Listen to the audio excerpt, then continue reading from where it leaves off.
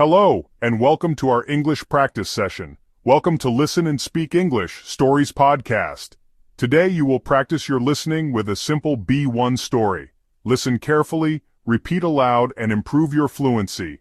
Find a quiet place, relax, and let's begin this wonderful exercise together. Our method today is called shadowing.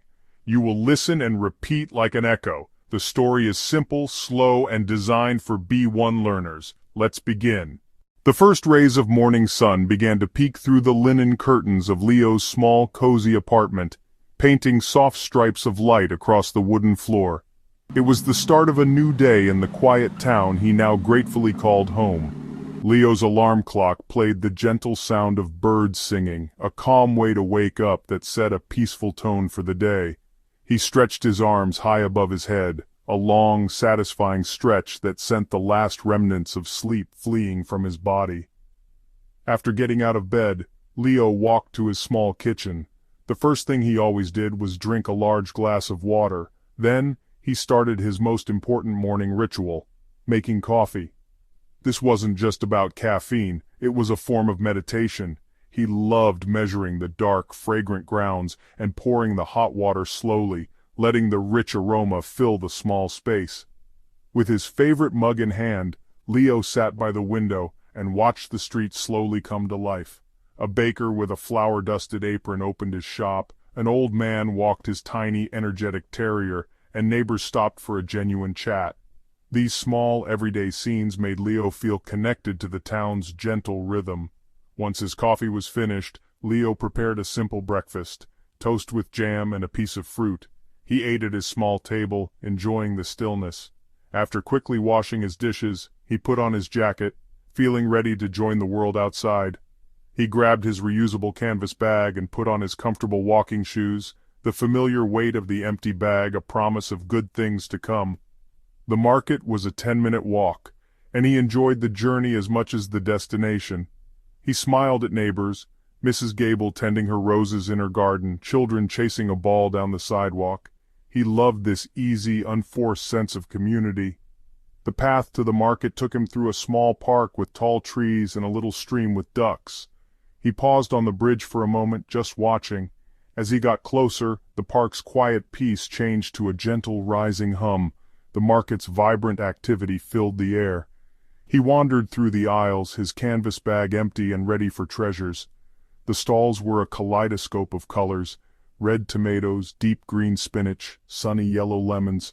A musician played a gentle tune, children danced. The market's sound was a pleasant hum, not overwhelming. Good morning, Leo. The strawberries are especially sweet today.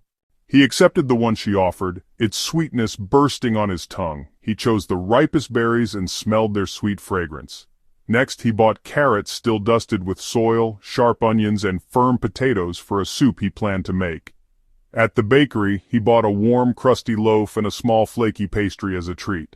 Leo, is that you? He turned and saw Clara from the local book club, holding a bright bouquet of sunflowers that seemed to match her cheerful personality. They talked about their purchases and cooking. Clara recommended a stall with fresh basil, and Leo told her about the pastry. Their chat drifted to a new walking trail she'd found. We should get coffee sometime. I would like that very much. I would like that very much, Clara.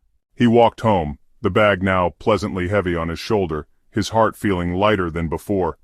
It was the small, unplanned moments, the simple connections with people like Clara, that made the town truly feel like home. Back in his sunlit apartment, Leo unpacked his treasures. He washed the fresh strawberries, their color vibrant in his white bowl. He set the crusty loaf on the counter. The apartment smelled of coffee, bread, and sweet fruit. For lunch, he toasted the sourdough, spread it with soft butter, and topped it with a thick slice of ripe tomato and a sprinkle of salt. It was simple, and it was perfect. After lunch, he made a cup of herbal tea, grabbed a new book, and settled into his favorite chair by the window. The afternoon sun warmed his face as he read. He lost himself in the story, and the hours passed in a pleasant, quiet way, marked only by the shifting light. As the sun began to set, he put the book down, feeling a deep sense of peace. He felt content and grateful for this simple, peaceful life he was building, one quiet, thoughtful day at a time. Now let's learn some useful words and phrases from Leo's story. Understanding these key terms will help you enjoy the story and improve your English. Listen, repeat, and try to use them in your own sentences. Our first word is cozy. Cozy means comfortable, warm, and relaxing. Example: my bedroom is very cozy in the winter with a warm blanket and a good book. Now you try, say cozy. Next is to peek through. This means to look quickly or secretly, often from behind something. Example: the sun began to peek through the curtains. Repeat after me, peek through. Vibrant is our next word. Vibrant describes something full of energy, life, or bright colors. Example: the market was vibrant with colorful stalls. Say it with me, vibrant. The phrase to settle in means to become comfortable in a new place or situation. Example: it took a few months to settle in after moving. Please repeat, settle in. Content means feeling peaceful and happy. It's a quiet kind of joy. Example: she sat by the fire feeling warm and content. Say content. Ritual is a regular activity you do in the same way every time. Example: making coffee in the morning is Leo's favorite ritual. Repeat, ritual. Fragrant means having a pleasant smell. Example: the kitchen was fragrant with the smell of fresh coffee. Say fragrant. Aisle means a passage between rows, like in a market or supermarket. Example: Leo walked down the aisle looking at the fresh fruit. Please repeat, aisle. Bouquet is a bunch of flowers. Example: Clara held a bright bouquet of sunflowers. Say bouquet. Treasure can mean something valuable or special. Example: Leo unpacked his treasures from the market. Repeat, treasure. Grateful means feeling thankful for something good. Example: Leo felt grateful for his peaceful life. Say grateful. Let's review. Here are the words we learned: cozy, peek through, vibrant, settle in, content, ritual, fragrant, aisle, bouquet, treasure, and grateful.